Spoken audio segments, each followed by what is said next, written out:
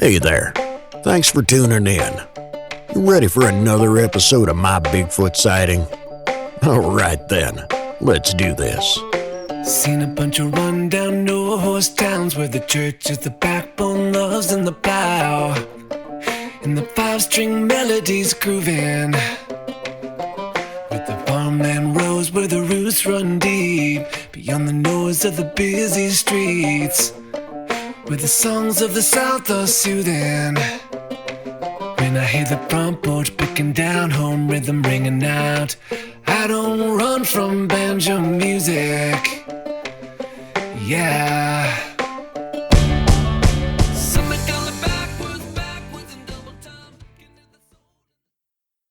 My Bigfoot sighting occurred on the job while I was working and continue to work as a forest preserve ranger. When I was a newer ranger working on a forest preserve in the middle of the Midwest in the great state of Illinois, there was one night that was different than most. Being a ranger, I have encountered coyotes, deer, raccoons, groundhogs, hawks, just about everything you could possibly imagine in nature. Each one of those animals came with a certain set of characteristics that I could understand and qualify. I had been studying these animals and learning their habits, where they live, how they breed, how they communicate. These are things that are all familiar to me. All of these animals I can recognize almost instantly. On this particular night, it was about 7:45 when my encounter occurred. Now, working for the ranger force, we usually end our shifts at about 5. But I'm someone who likes to work a little bit over, and I like watching the sun set on an open prairie ground. So, in my four-wheeled Ranger vehicle, I set off.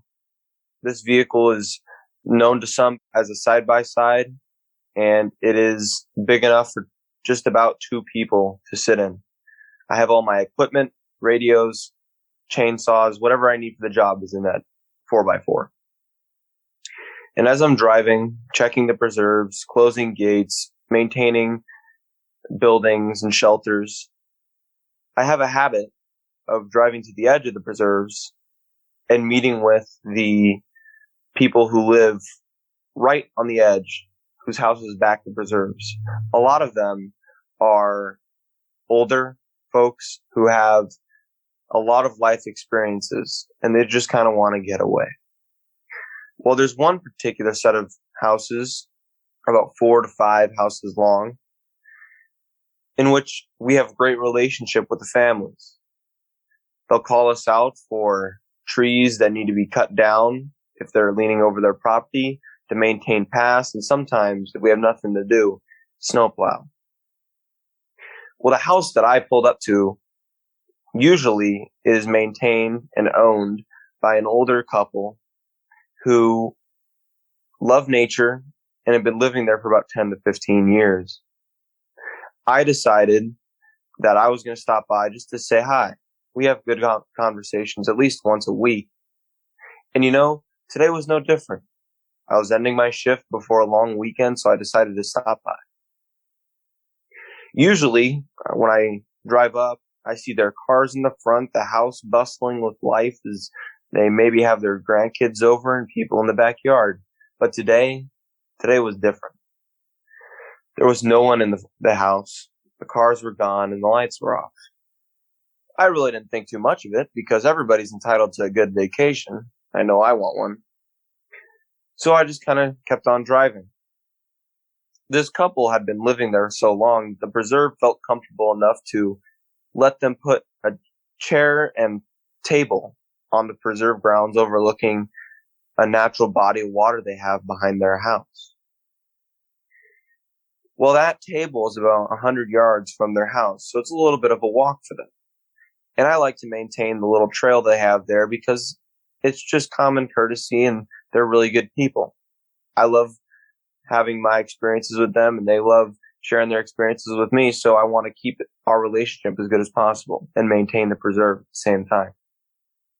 Now, as I'm going out to check on this table and chairs, as I usually do, and make sure they're still there, no one came by and stole it, I'm thinking in the back of my head about my other responsibilities. I need to make sure that the park is closed, that there's nobody around, that there's nobody left in the park when I close it. I have to make sure that by sundown, everything's good to go for the next day. Along with that, I have to make sure that no one comes in and tampers with the park.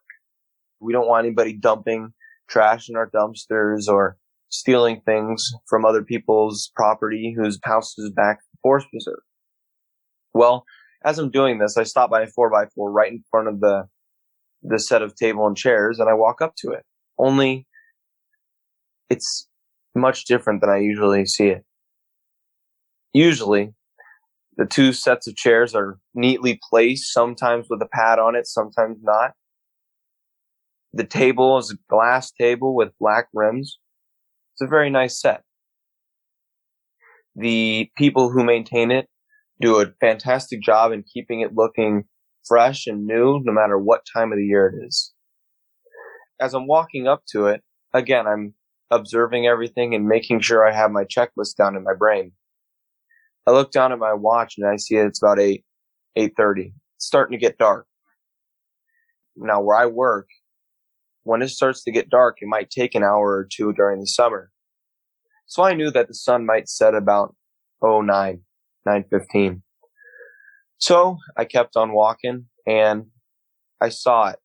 Again, it was way different than anything before. One of the chairs was missing, the other was turned over, and the glass table was shattered. Some of the metal bent.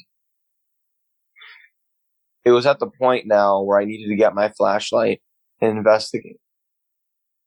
I got out my flashlight and began to assess the scene and try and figure out what had happened. I soon then saw a chair leading down a path that I had not marked before. Not a path that was created by humans, what we would call an animal path, an animal track, where animals run over it so much and use it to get to the water, it creates a natural path. Only dug into the sides of this path were two lines in the same length and width of the chair legs. At this moment, I was taken aback because it's not usual for someone's stuff to go missing in this fashion. Occasionally, we'll have things be stolen, and maybe a tree goes down and someone will come by and actually chop the tree up before we can get there and take it. A lot of things can go missing on the preserves, but nothing usually ever gets dragged farther into the preserves. I've never seen anything be stolen from somebody's property and drug in farther to the preserve. Usually just stolen. So this really intrigued me. So as I make sure that I set up the table, even though the glass is shattering, and I make sure that the chair's there, I again look back at the house and there's nobody there. So I start to follow the tracks of the chair. At this point, I'm about 25 yards from my 4x4, which has, again, all of my gear, all of my means of communication. And I was the last person on staff, so I usually don't go too far from it in case I run into a pack of coyotes and I just kind of need to get out. That's for my own safety. And as I'm following this chair track, I'm slowly getting farther away from my 4x4. And I keep looking back, checking, making sure how far I am, because I do like to make sure I'm aware of my surroundings. But I'm also noticing the chair tracks getting lighter and lighter and lighter. Less dug into the ground, less dragging.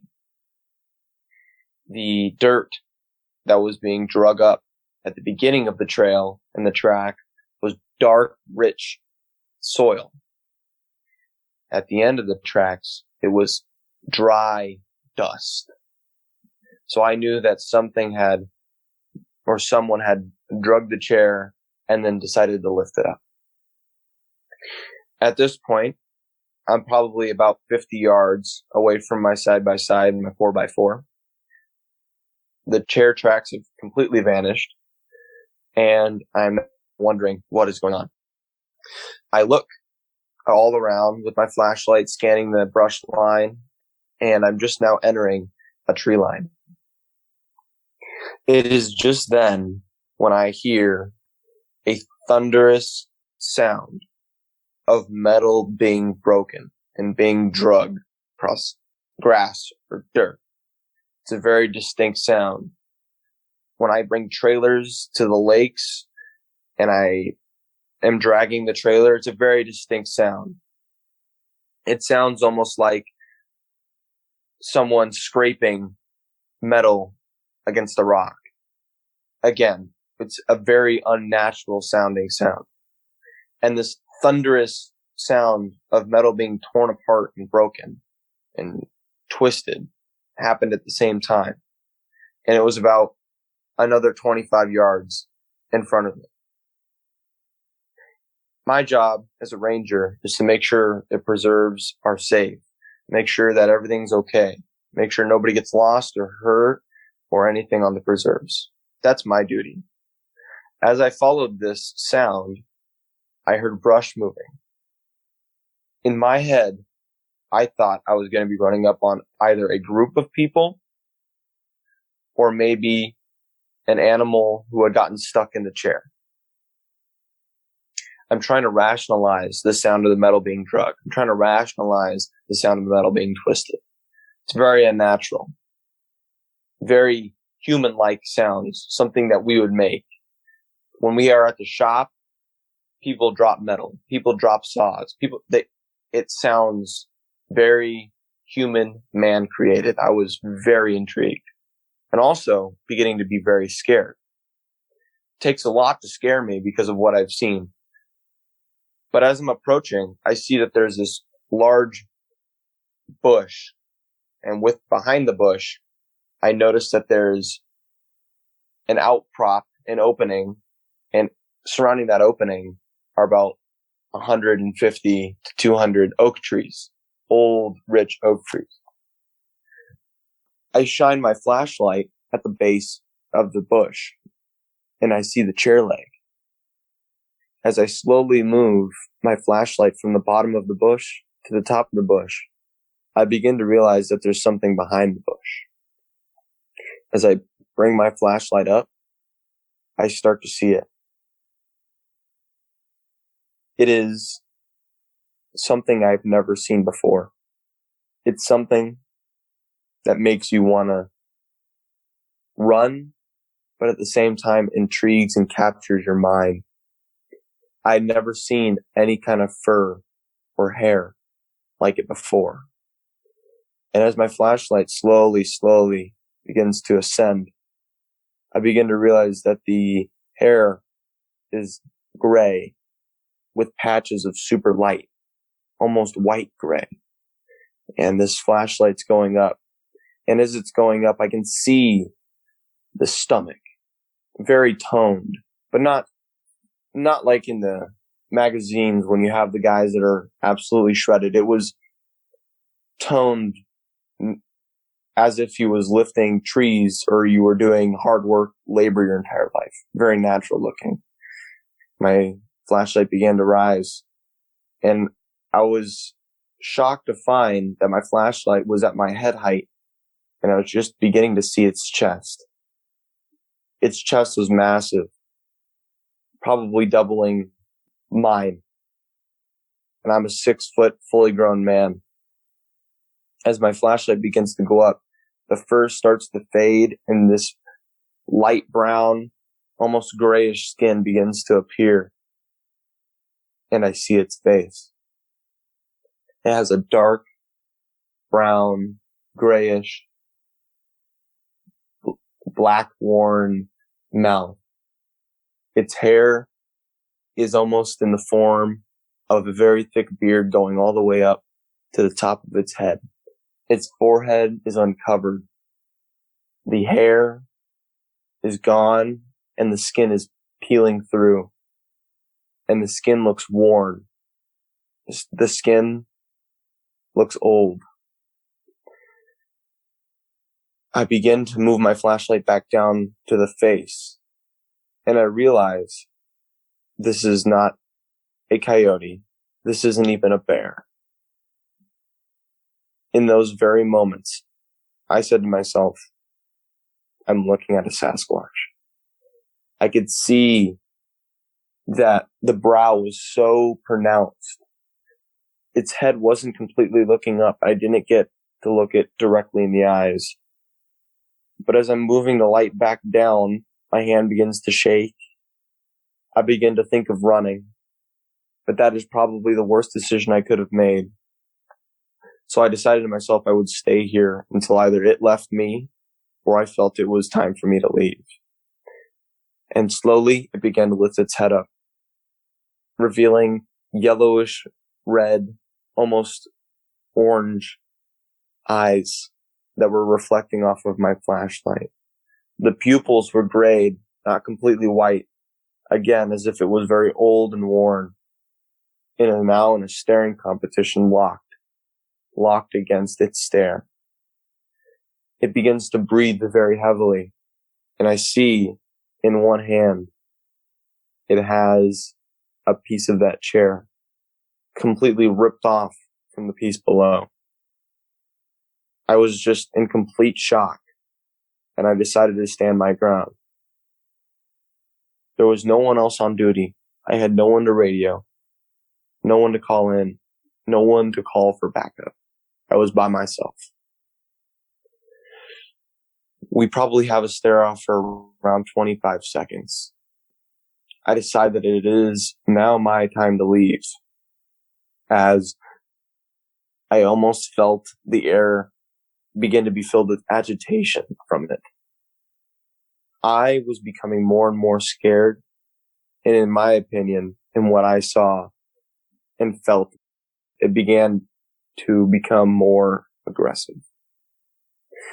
I decided to slowly back away 25 yards and then turned and in a dead sprint ran to my 4x4. I jumped in, turned the keys, and drove off. I'm driving down the path on the way back to the shop. I'm in complete shock, as if I just saw a car crash happen in front of me. I don't know what to think. Next thing you know, I'm back at the shop.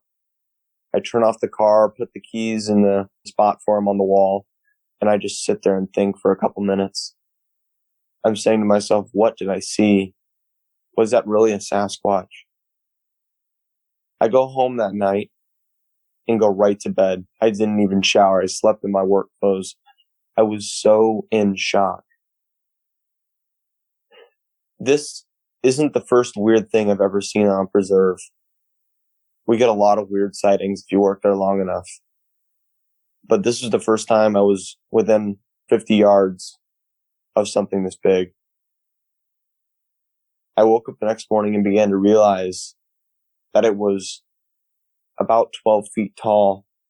I went into work and I talked to one of the oldest members we have on staff.